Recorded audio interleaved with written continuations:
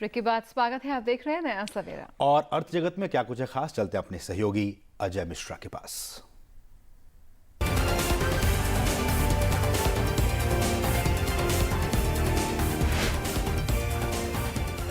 बहुत शुक्रिया असीम। अर्थ जगत यानी खबरें विकास की, खबरें फायदे की। आइए शुरुआत करते हैं आज की टॉप लाइन से।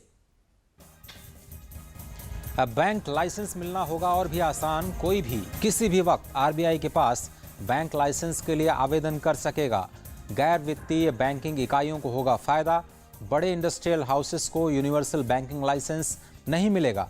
हालांकि वो किसी भी यूनिवर्सल बैंक में 10% तक इन्वेस्टमेंट कर सकेंगे। बढ़ सकती है कारों की कीमतें। मारुति ने अपने गाड़ियों की कीमत 5 से 20,000 रुपए तक बढ़ाई। 12 महीने में चौथी बार बढ़ी हैं कीमतें। दूसरी कंपनियों ने भी ब्रेग्जिट और इनपुट कॉस्ट बढ़ने का दिया हवाला।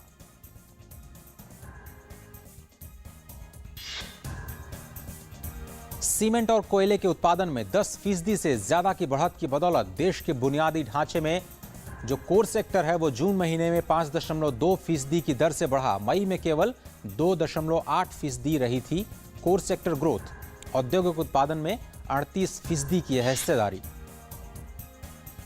और अब पर्यावरण का ख्याल रखने वाली छोटी और मध्यम दर्जे की इकाइयों को होगा और फायदा। जीरो डिफेक्ट, जीरो इफेक्ट वाली कंपनियों को आसान शर्तों पर दिया जाएगा कर्ज। मेक इन इंडिया को मिलेगा बढ़ावा।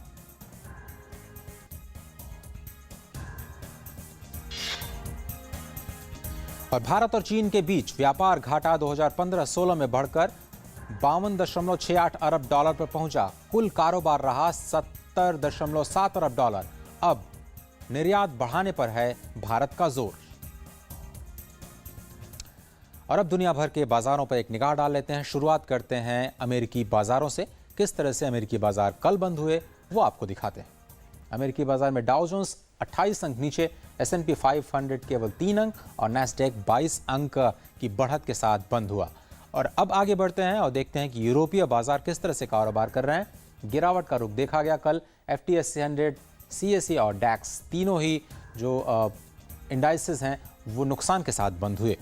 इस वक्त एशियाई बाजार कारोबार कर रहे हैं और ये स्थिति आपकी स्क्रीन पर दिख रहा है। निक्केई यानी जापान, कोस्पी यानी कोरिया, शंघाई यानी चीन, तीनों ही जगह गिरावट का माहौल। SGX निफ्टी जो कि भारतीय बाजार सिंगापुर पर ट्रेड होता है वो 15 अंकों की गिरावट के साथ इस वक्त कारोबार करता नजर आ रहा है।